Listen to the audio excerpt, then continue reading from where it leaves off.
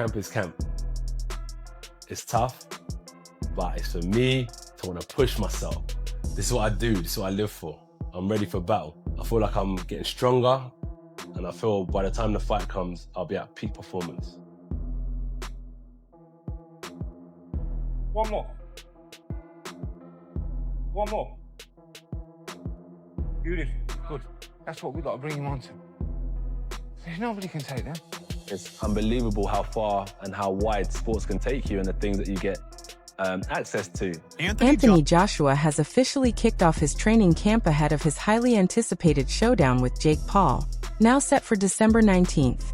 With the fight confirmed, Joshua is approaching camp with laser focus, honing his skills, and carrying the confidence of a former heavyweight champion. Jake Paul, despite his controversial transition from YouTube star to professional boxer, has shown he can command massive attention. This time, however, he's up against a seasoned powerhouse with elite, world-class experience and championship pedigree. Las Vegas, the second leg of the training camp. I'm feeling energized, I'm feeling refreshed. So yeah, come inside, have a look what's going on. Tough training, tough lifestyle, rough and tough. But listen, how else would I want it? I love it. So what am I bringing differently? I wouldn't say a new mindset, but definitely like a new perspective. But ultimately, everything new has to lead to a win. So yeah, that's what I'm focused on right now, just winning. With training camp, it's grueling, like there's no doubt about that. But you just need to have a clear mind and be optimistic and run towards challenges every day. And that's how I'm able to get through, is just the perspective I have on what suffering looks like. There's a certain standard that one has to have if they want to achieve certain things. I am working past efforts, measures that I set out for myself. Yes, it's tough. Yes, I'm tired. Yes, my body does feel Mike it. Coer confirmed that the Anthony Joshua vs. Jake Paul fight is officially set for December 2025 in Miami and will be streamed on Netflix as a professional heavyweight bout. Right, we mentioned earlier that Anthony Joshua still didn't have an opponent for his next fight, but he was thinking of still fighting before the end of the year. And we've got some breaking news for you now, because we're hearing that AJ is in talks with Jake Paul over a deal for a heavyweight fight in Miami next month. Of course, the YouTuber Paul has already fought the former heavyweight champion of the world, Mike Tyson, and beaten him. And he's now in talks with Anthony Joshua with a view to the two of them fighting in Miami next month. We'll keep you posted. Eddie Hearn told Sky Sports they aren't interested in exhibitions. If Jake Paul wants the fight, it will be a real contest at a contracted weight. However, Hearn cautions the deal isn't finalized, describing the chances as 50-50, with many discussions still ongoing. It's extremely dangerous for Jake Paul. You know, I've got the general feedback is the boxing world saying, please, AJ, go in and evaporate this young man from the boxing world so we can all get on as normal. You've got Jake Paul fans thinking bizarrely they can beat Anthony Joshua. And the most bizarre thing out of everything is that Jake Paul genuinely believes he will beat Anthony Joshua.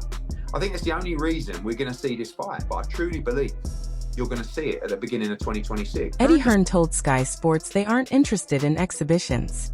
If Jake Paul wants the fight, it will be a real contest at a contracted weight. However, Hearn cautions the deal isn't finalized, describing the chances as 50-50, with many discussions still ongoing. Sources telling Ring Magazine, Anthony Joshua, your man, and Jake Paul are finalizing a deal for a December heavyweight fight in Florida. True or false? I mean, the gun was jumped a little bit and fired early. There have been conversations.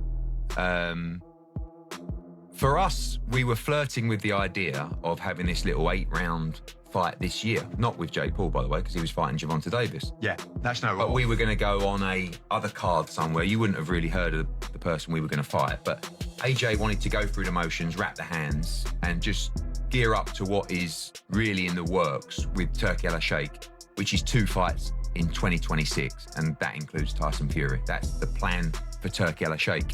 We received a phone call from Nikisa Baldirian, from MVP, who, by the way, we've spoke to a few months before talking to us about the fight. And he said, look, would you want to fight Jake Paul? And I said, listen, I don't want to just be a publicity muppet for you. telling everybody that you offered the fight to Anthony Joshua. If you're serious, we can discuss the numbers. And if there's a chance for us to run out in December and, take care of this bloke and get him out of the boxing world and make several tens of millions in the process, of course, we will consider it. And that's basically where we are at now. And do the numbers stack up? Of course, it's difficult to have this conversation. I think sometimes you just need to be as honest as possible. Hearn described Jake Paul as crazy enough to take on Anthony Joshua, a legitimate heavyweight powerhouse, highlighting the massive payday for both fighters. However, he stressed the extreme risk of pitting inexperienced Paul against a seasoned AJ, calling it a potential career-ending mismatch, either literally or figuratively. Jake Paul, Anthony Joshua, 50-50 fight. What do you make of that? Yeah, I just said in another interview, great if it is. I mean, if it is, then you've got no problem seeing it. But when AJ, decapitate's a strong word, but when he renders Jake Paul unconscious like he did to Francis Ngannou, don't then say, oh, well, it was Jake Paul. You know what I mean? I mean, when AJ beat Francis Ngannou, Ngannou just had a fight that could have gone either way with Tyson Fury. Then AJ poleaxed him and everyone just said he's just an MMA fighter. You know what I mean? Jake Paul's not Francis Ngannou. As I said before, if you want to see Jake Paul exit the boxing world... However, Hearn acknowledged Paul's strategy of targeting professional boxers who can offer him a massive payday. An entertainer. And you can't undo the fact that he won the World Heavyweight Championship twice.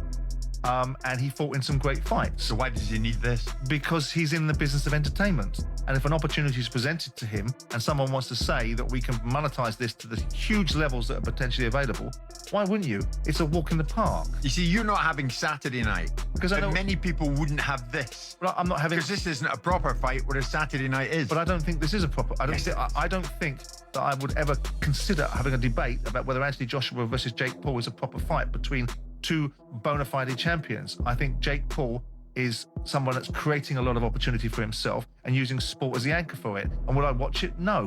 And do I value it? No. But when I'm asked to be confronted with a fight between two legends' sons and then get involved in all of the nonsense that goes around it, I don't buy Simon Jordan has acknowledged that, despite his criticism, the Anthony Joshua versus Jake Paul fight could benefit boxing in several ways. The matchup is set to attract massive global attention, bring in millions of new viewers, and create huge financial opportunities for everyone involved.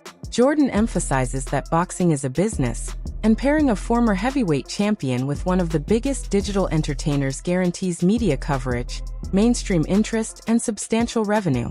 While he questions the competitive legitimacy of the fight, he recognizes its commercial potential.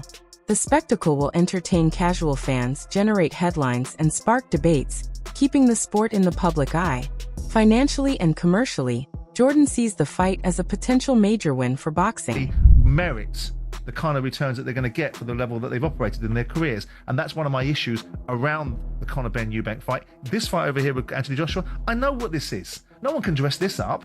This is a turd that will get polished into a huge pile of money. And if you know that from the outset, yeah. So I don't have any illusions about it. Neither does anybody else. Nobody thinks that this is a real fight. Nobody thought. I mean, Spencer tried his very level best and will never try it again to convince us that Mike Tyson versus Jake Paul. Yeah. Well, this is something similar for different reasons. Anthony Joshua is still a live heavyweight, and if he hits Jake Paul's going to get hurt. Yeah. And some people might think that's a good thing to happen to him to learn his lesson. But he is also now fighting. He's got a fighter's license. And the question should be along the lines of what Chris Eubank Sr. was raising. Is it right? Is this appropriate that a high-performing supreme athlete like Anthony Joshua, whose only real challenges now are probably in his mind, because physically he can operate at the highest level if he still chose to, should be stepping in against someone like Jake Paul that does not have the skill set to deal with the kind of power and expertise that Anthony Joshua has? And should boxing be sanctioning this? This is the bigger question. Oh, that's true. That is true. Having said all that, Netflix tell us 60 million households worldwide tuned in live to see Mike Tyson take on Jake Paul. Why would Jake Paul... Simon Jordan also criticized the Conor Ben versus Chris Eubank Jr. fight, claiming the promotion relied heavily on nostalgia rather than true sporting merit.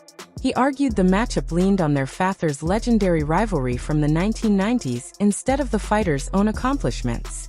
Jordan condemned promoters for using history to disguise the fight's competitive flaws, particularly with Ben moving up in weight and Eubank Jr. coming down, creating potential risks.